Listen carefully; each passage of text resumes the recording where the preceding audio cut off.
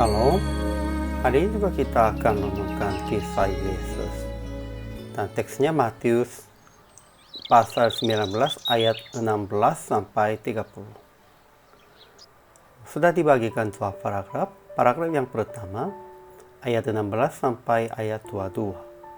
Seorang muda yang kaya datang kepada Yesus dan bertanya cara yang memperoleh hidup yang kekal. Yesus memesan, "Berikanlah segala milikmu kepada orang-orang miskin, lalu ikutilah aku." Namun orang itu pergi dengan sedih. Paragraf yang kedua, ayat 23 sampai ayat 30. Yesus perumpamakan, lebih mudah seekor unta masuk melalui lubang jarum daripada seorang kaya masuk ke dalam kerajaan Allah. Murid-muridnya berkata, "Jika demikian, siapakah yang dapat diselamatkan?" Tetapi Yesus jawab, bagi manusia hal ini tidak mungkin, tetapi bagi Allah segala sesuatu mungkin.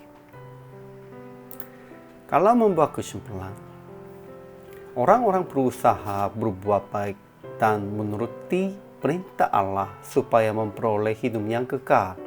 Seorang muda yang kaya datang kepada Yesus dengan pikiran ini. Seorang muda itu telah menuruti perintah Allah yang mengasihi sesama, tetapi masih merasa kurang, sehingga dia datang kepada Yesus.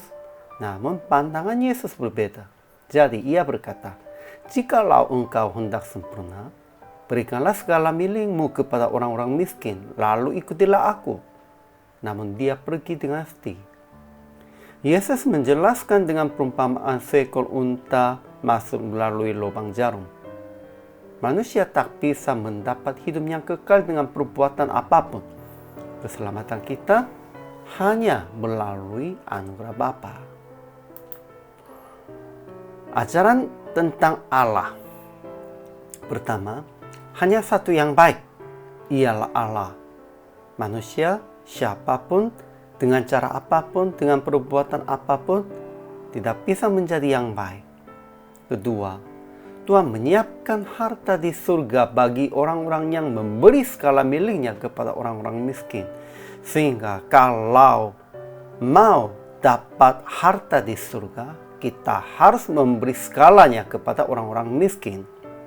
Ketiga, Allah mungkin segalanya, sekalipun manusia tidak mungkin. Itu penting. Manusia tidak mungkin, namun Allah mungkin segala sesuatu. Ajaran bagi kita.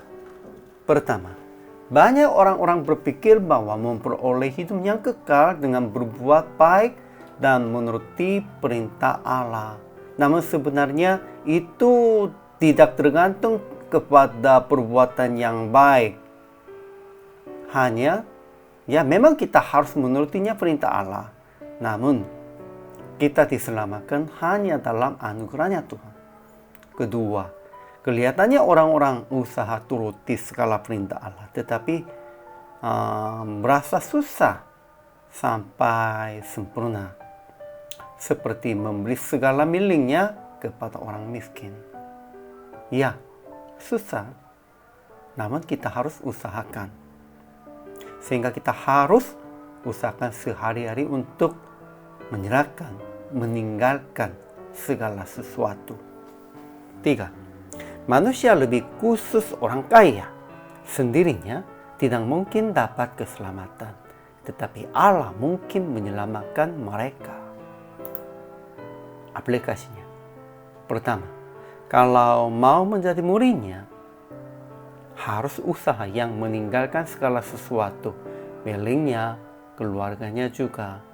Murid-murid Yesus bertanya kepada Yesus, "Ya, Tuhan, kita sedang meninggalkan segala sesuatu, bagaimana?"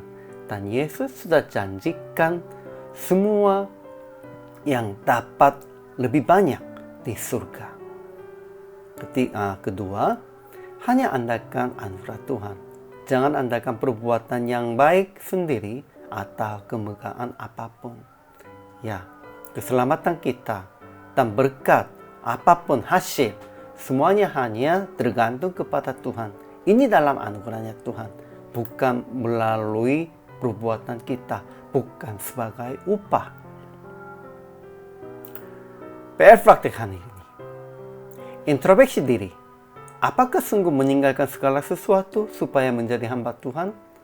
Ya, sekalipun pernah kita sudah meninggalkan segala sesuatu, sekarang kalau introspeksi diri, masih ada yang belum meninggalkan. Sehingga, dan usaha meninggalkan yang belum serahkan itu. Ya, kita manusia di dalam jasmani harus terus usahakan setiap hari, setiap waktu. Supaya melengkapi sebagai hamba Tuhan dan murid Yesus. Hari ini juga selamat melayani. Tuhan memberkati.